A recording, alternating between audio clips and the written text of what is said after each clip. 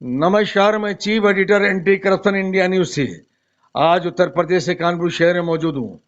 जैसा कि anti corruption की टैगलाइन है, भ्रष्टाचार जुर्म खिलाफ हर पल आपके साथ।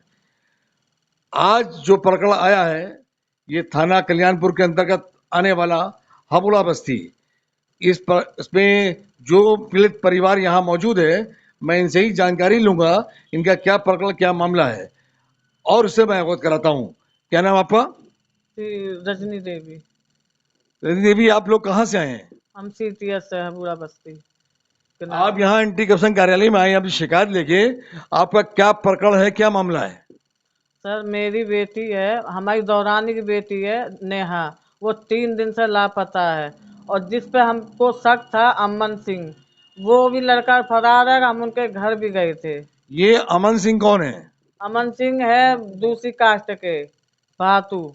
ये कहाँ रहते हैं? ये 4 नंबर में रहते, सीटीएस में।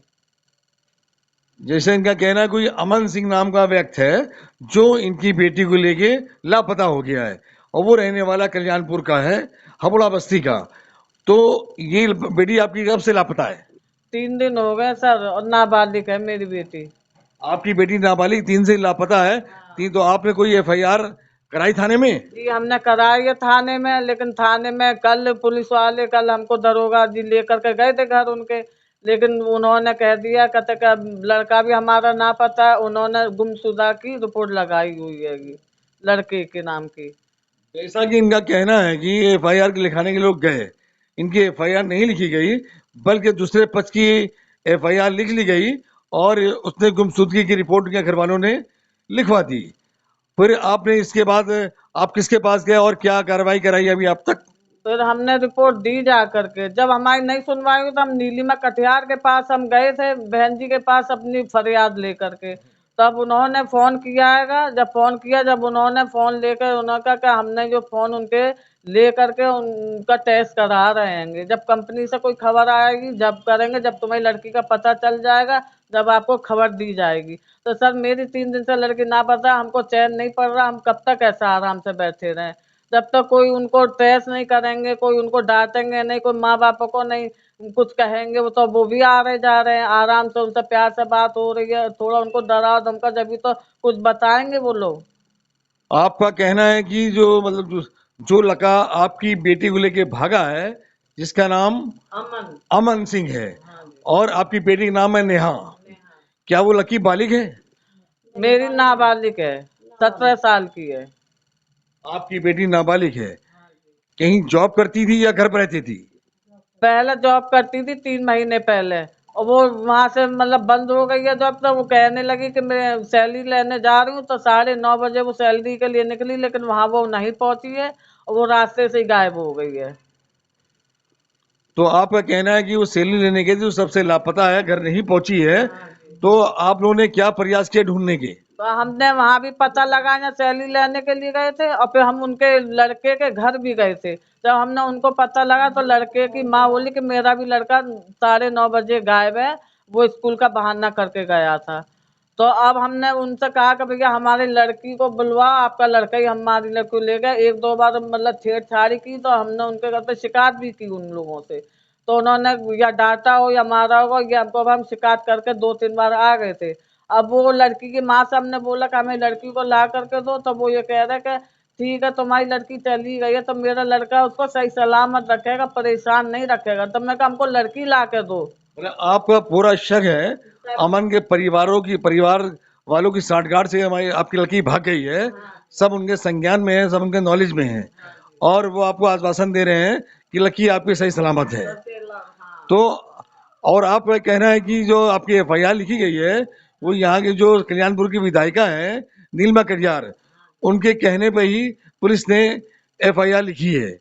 और एफआईआर पहले लिख चुके थे, लेकिन जब नहीं, वो ऐसा कहा एफआईआर लिख चुकी है, तुम्हारी मुकदमा हो चुका है, अब आप लोग घर बैठो जा करके, जब कोई बात आएगी तो हम कह देंगे, उन्होंने ये बोला था। लेकिन जब भी हम गए तो भैया हम कब तक ऐसे बैठ तो पुलिस ने जब एफआईआर लिख ली, उसके बाद क्यों आप गई नीलिमा कटियार कटियार के पास? हम गए थे, हमने पूछा उनसे कि सर मैं कहा, क्या हुआ, एक ही बार आपने दबिश डाली, थोड़ा उनको हड़का तो सही, डांटो, उनको दोस्त यारों से तो पूछताछ की जाए। आपका कहना है कि उनसे पूछताछ सख्ती से की जाए तो मामला खुल सकता है, लड़की कहाँ पे है वो बरामद हो सकती है। और मैं देख रहा हूँ बगल में एक महिला और खड़ी है, मैं इससे ही जानकारी लेता हूँ। क्या नाम आपका? बीना। बीना, आप जो नेहा लड़की भाग गई है उसकी आप कौन है? बुआ हूँ। आपको क्या जानकारी है इसके विषय में? ये है जो मतलब जो नेहा नाम है और अमन सिंह है, तो वो पड़ोस में हमारे रहता है 4 नंबर गली में। और वो मतलब 1/2 नंबर में रहती है नेहा, हमारे भाई की लड़की है जो विकलांग है, 65% विकलांग है। और वो आए दिन टॉर्चर करता था, और वहाँ पे गई थी रावतपुर में सैलरी लेने को, तो वो रास्ते ही से गायब हो गई। 9:30 बजे घर से निकली। हमको पूरा पूरा शक हुआ है कि वो इसी के साथ गई। हम शिकायत भी करने पहले गए थे, तो उन लोगों ने डांटा या मारा, हमको ये कुछ नहीं मालूम। तो लड़की आपकी उससे कुछ उसके संबंध थे लड़के के, या क्या बात थी, या जबरदस्ती ले गया है, या उसको अपने साथ भगा के ले गया, कैसे ले गया वो? सर वो एक स्कूल में पढ़ते थे सब। अब ये नहीं मालूम, वो आए दिन टॉर्चर तो करता ये था। प्रेम प्रसंग का मामला है। अगर राजी खुशी गई है, राजी खुशी नहीं गई है, तो उसका मतलब उसने किडनैप किया, जबरन ले गया वो। सब वो दूसरी कास्ट के, सब हमारी कास्ट के नहीं है सर। वो इतने गंदे आदमी है कि हम लोगों को खुद डर लगता है उन लोगों से। इसलिए ना हमारा परिवार वो है, मजबूत है, पैसे से पाई से किसी बात से मजबूत नहीं है। हम विकलांग आदमी, मेरा भाई विकलांग आदमी, मेरा दूसरा भाई भी विकलांग आदमी, हम उनसे टक्कर नहीं ले सकते हैं बाबूजी। ये परिवार में कई सदस्य विकलांग हैं जो अपनी फरियाद को लेके पुलिस के पास दौड़ रहे हैं और एंटी करप्शन कार्यालय में भी आए शिकायत करने।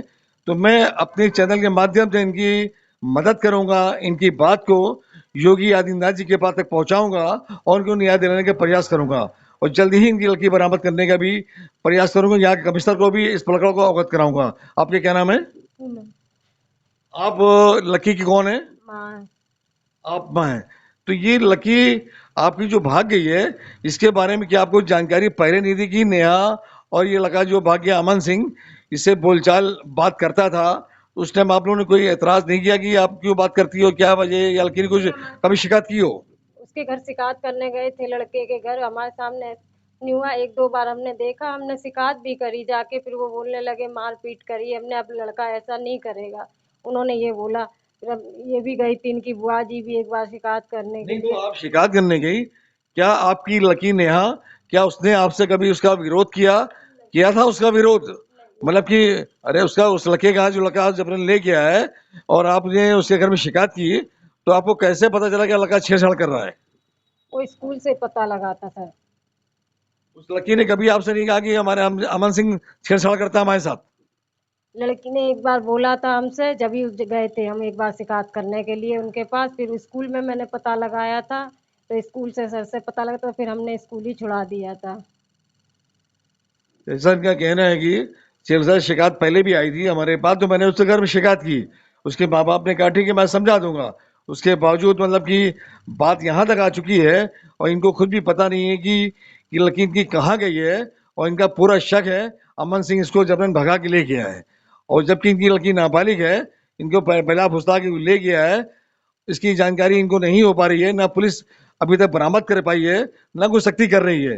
अगर वो सख्ती करेगी उनके फैमिली मेंबर पर, तो उम्मीद है कि जल्दी ही लकी बरामद हो जाएगी और राज भी खुल जाएगा।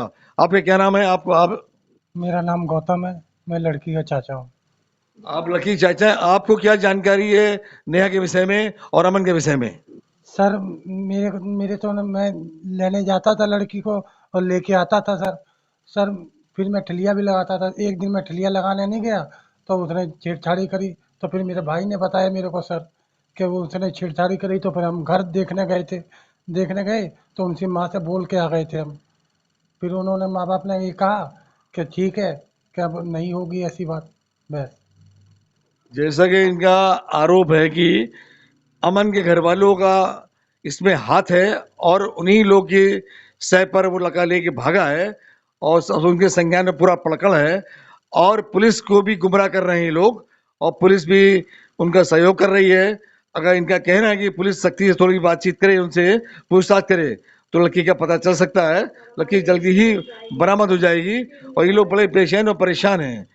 इसलिए इनकी बात को मैं अपने चैनल के माध्यम से यहाँ के मुख्यमंत्री जी को भी अवगत कराता हूँ, यहाँ के पुलिस कमिश्नर को भी अवगत कराता हूँ, इनको जल्दी ही न्याय मिले।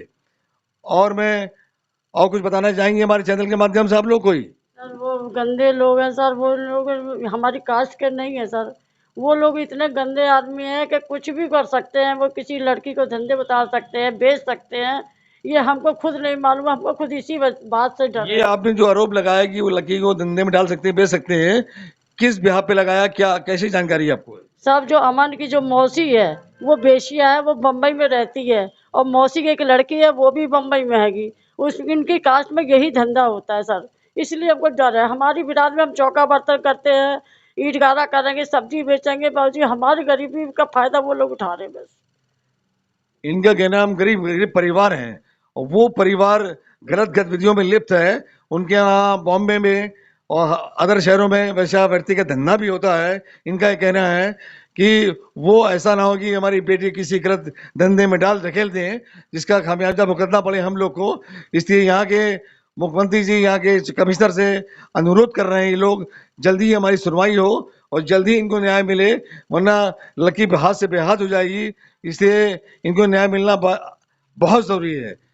अब मैंने इनकी बात जो सुना और मैं अगली अपडेट में किसी नए प्रकरण से अवगत कराएंगे। तब तक के लिए राष्ट्रीय अंतर्राष्ट्रीय खबरों से बने रहिए एंटी करप्शन इंडिया न्यूज़ के साथ। मैं chief editor Athar Hussain anti corruption से, साथ में कैमरामैन हरिओम चौरसिया।